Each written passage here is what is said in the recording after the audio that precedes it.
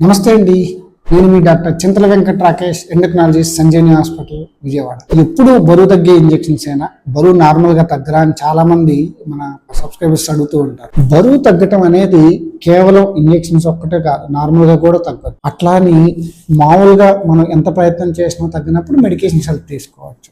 So దానికి వయసు ఏమన్నా అడ్డంక కాదు. ఎంత బరువు తగ్గొచ్చు, మన ఎఫర్ట్ని బట్టి, మనకు బాడీ రెస్పాన్స్ని బట్టి అది వేరీ అవుతుంది. సో 60 ఏళ్ళు పైబడి తగ్గొచ్చు, 10 కేజీలు పైబడి తగ్గొచ్చు, నార్మల్గా ఏం ట్యాబ్లెట్స్ ఇంజెక్షన్స్ ఏం లేకుండా. అలా తగ్గినప్పుడు ఇన్సులిన్ ఆపొచ్చు, ట్యాబ్లెట్ల డోస్ కూడా ఆపవచ్చు. దానికి ఉదాహరణ ఈ పెద్ద ఆయన. మనం ఇవాళ ప్రసాదరావు గారి గురించి తెలుసుకుందాం. ఎందుకు సార్ గురించి స్పెసిఫిక్గా చెప్తున్నానంటే, ఆయన దాదాపు 12 సంవత్సరాల నుంచి షుగర్ ఉంది. ఫస్ట్ వచ్చినప్పుడు హెచ్బిఎన్సీ చాలా ఎక్కువ ఉంది, మనం ఇన్సులిన్ వాడాల్సిన పరిస్థితి వచ్చింది.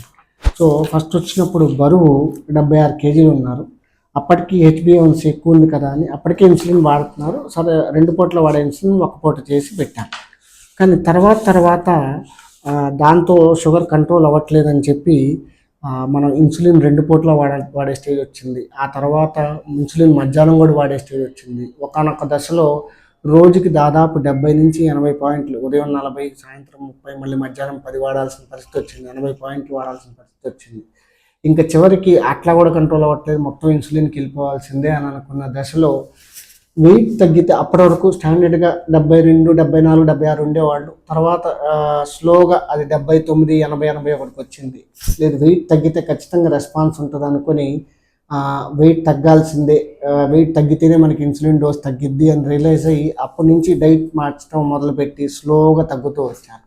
ఆ తగ్గటం వల్ల ఆ డోస్, ఇన్సులిన్ డోస్ 2-3 పూటలు వాడేది 2 పూటలకు వచ్చింది. 2 పూటలు వాడే ఆ 40-30 కాస్త స్లోగా 20కి 10కి, ఇప్పుడు దాదాపుగా ఆపేసే స్టేజ్, అసలు ఇన్సులిన్ ఆపేసి ట్యాబ్లెట్స్తోనే కంట్రోల్ అయ్యే స్టేజ్కి వచ్చింది. ఆయన ప్రెజెంట్ వెయిట్ ఇప్పుడు 60, అంటే 76, 80 దగ్గర మొదలుపెట్టిన ఆయన 67కి వచ్చారు. దాదాపు 13 కేజీలు తగ్గారు. బరువు తగ్గినప్పుడు ఈ లక్షణాలు, అంటే మనకి షుగర్ కంప్లీట్ నార్మల్ వస్తుంది అనటానికి ఉదాహరణగా ఆయన పేషెంట్ చెప్పారు కాబట్టి, ప్రసాద్ గారు తగ్గారు కాబట్టి ఆయన మాటలో అంటే మీకు ఇంకా ఎక్కువ అర్థమవుతుంది, బెటర్ నమ్ముతారు. సో బరువు తగ్గమని ప్రతిసారి ఏ పేషెంట్ వచ్చినా చెప్పేది ఎందుకంటే, ఆ ట్యాబ్లెట్లు 20% ఎక్కువ పనిచేస్తాయి బరువు తగ్గినప్పుడు, ఇన్సులిన్ 20% ఎక్కువ పనిచేస్తుంది. లేకపోతే డోస్ పెంచుకుంటా పోతాం, ఎంతకీ కంట్రోల్ అవ్వదు. సో ఆయన వయసు 76 ఏళ్ళు. సో మరి మీరు మాకు కుదరదండి, మేము ఈ వయసులో ఎట్లా తగ్గుతామని చెప్పే వాళ్ళకి కూడా ఆయన ఉదాహరణ. 76 ఏళ్ళ వయసులో ఆయన దాదాపు 13 కేజీలు కేవలం డైట్ ద్వారానే తగ్గారు. సో ఆ డైట్ ఏంటో ఆయన మాటలో విన్నాం. ప్రసాద్ గారు చెప్పండి. నమస్కారం అండి, నా పేరు ప్రసాదరావు గారు. నా వయసు 76 సంవత్సరాలండి. నేను మా డాక్టర్ గారి దగ్గరికి రాకముందు చాలా షుగర్తో చాలా ట్రబుల్ పడుతూ బాధపడుతూ ఉండేవారిని. మరి నాకు షుగర్ తగ్గటం కోసం ఆయన ఇచ్చినటువంటి సజెషన్స్ కానీ, ఆయన ఇచ్చేటువంటి మెడిసిన్స్ కానీ నాకు ఇన్సులిన్ పెంచిన కొద్ది పెంచేస్తారు. 80 కేజీలకి వెళ్ళిపోయి నేను. అప్పుడు ఆయనతో చాలా చెప్పుకున్నాను, ఏమనంటే అయ్యా మరి నేను 80 కేజీల వరకు పెరిగిపోయాను, ఎట్లా పరిస్థితి అంటే, నాకు తగ్గటా కోసంలో ట్యాబ్లెట్స్ అంటూ నాకు ఇచ్చారు. అది మరి 1 నెల రోజులు వాడండి, దాని ప్రకారం చూస్తామని చెప్పేసి అన్నారు. ఆ ట్యాబ్లెట్ వాడాను. తర్వాత ఆయన డైటీషియన్ గారిని పిలిచేసి, సార్ డైట్ చెప్పండి అంకుల్ గారికి, ఆయన దాని ప్రకారం ఫాలో అయితే తగ్గుతారని చెప్పారు. నిజంగానే మా డాక్టర్ గారు ఇచ్చినటువంటి సలహా, ఆయన ఇచ్చినటువంటి సజెషన్స్తో నేను డైట్ ఫాలో అయ్యాను.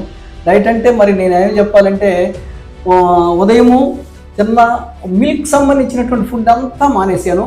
ఉదయం ఏదో ఒక చిన్నగా ఏదో తీసుకుంటాము, మధ్యాహ్నం పూట మాత్రమే రైసు, మళ్ళీ రాత్రి పూట కూడా ఫ్రూట్ సలాడ్స్, అంటే ఫ్రూట్స్ ఏదంటే అరటికాయ, సపోటా లాంటివి కాకుండా ఓన్లీ ఫ్రూట్స్లో ఉండేటువంటి దాంట్లో కీరా, యాపిల్, దానిమ్మ, పియర్స్, ఇలాంటి కొన్ని 2 ముక్కలు చొప్పున ఆ డైటు, 1 గ్లాసు మజ్జిగ, నైట్ మాత్రం ఆ డైట్ని మెయింటైన్ చేశాను.